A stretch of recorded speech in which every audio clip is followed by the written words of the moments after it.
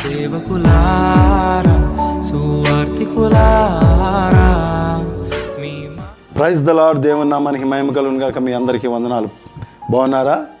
దేవుని కృపను బట్టి ఉదయకాలం మరొక వాగ్దానం దేవుడు మనకిస్తున్నందుకు ప్రత్యేకమైన మన ప్రభు అయిన యేసుక్రీస్తు వారి కృతజ్ఞతాస్తుతులు చెల్లిద్దాం. ఆమేన్, హల్లెలూయా.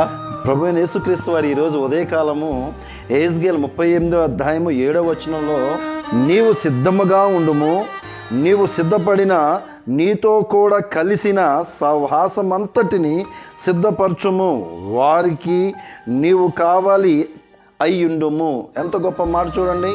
నిజమే కదా, ఈ రోజుల్లో చాలామంది సిద్ధముగా ఉండలేదు. మొదటిగా సిద్ధ మనసు ఉండలేదు, సిద్ధ నడత లేకుండా ఉంటున్నారు. నెంబర్ 1, సిద్ధపడటమే కాకుండా అంటున్న మాట ఏంటంటే, మీతో కూడా కలిసి ఉన్నవారిని సిద్ధపరచాలి. అనగా నేను నాతో పాటు ఉన్నవారిని, సంఘమే కావచ్చు, సహవాసమే కావచ్చు, ఏదైనా కానీ. ఒక మాట మరలా చెప్తున్నాను, 1-4 సార్లు చెప్తున్నాను. ఎందుకు ఈ మాట అంటే, నేను దేవుని సేవ చేస్తూ ఆటో నడుపుతూ ఉంటాను.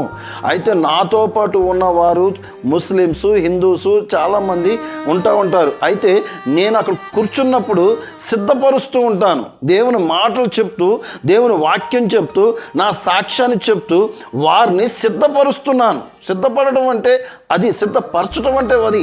సిద్ధపాటు ముందు నేనుండాలి, ఆ తర్వాత నాతో పాటు ఉన్నవారిని సిద్ధపరచాలి. దేవుని స్తోత్ర. మరి మనము చాలామంది ఏం చేస్తారంటే, సిద్ధపడుతున్నారు లేదా సిద్ధపడట్లేదు. 2 రకాలుగా ఉన్నారు. సిద్ధపడకోకుండా ఎదరు వాళ్ళని సిద్ధపరుస్తారు. ఇంకొకరు ఏంటంటే సిద్ధపడరు, ఎదరు వాళ్ళని సిద్ధపరుస్తూ ఉంటారు. మళ్ళీ తర్వాత ఇంకొకటి ఏంటంటే, నేను సిద్ధంగా ఉంటే చాలు, మిగతా వారికి సిద్ధపడినా పడపోయినా పర్లేదు. ఇది ఎక్కడదండి? బైబిల్ వాక్యం యెహెజ్కేలు 38వ అధ్యాయం 7వ వచనం ఎందుకు చెప్తుందంటే, ఎందుకు మాట్లాడుతుందంటే, అక్కడ నీట్గా నీతో నాతో మాట్లాడుతుంది. ఏమనంటే, మొదటగా నేను అనగా మీరు ఇద్దరము, మనమందరం కలిసి సిద్ధపడాలి. వాక్యం వింటున్న మనము సిద్ధపడాలి.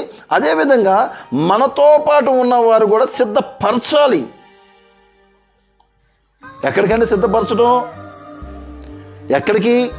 బంగారం కొనుక్కోవటానికి, ఇళ్ల స్థలాలు కొనుక్కోవటానికి, లేకపోతే రకరకాలుగా జూదము, సిగరెట్లు, మందు, రకరకాలుగా పనికిరాని ఆలోచనలు చేయటానిక?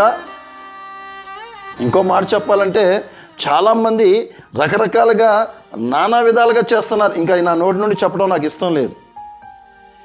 ప్రియ సహోదరి సహోదరుడా, సిద్ధపడటం అంటే అది కాదు. నిత్య జీవంకి వెళ్ళే ఈ యొక్క అడుగుల మీదకి, ఈ యొక్క మెట్ల మీదకి మనము వెళ్ళేవారుగా ఉండాలి.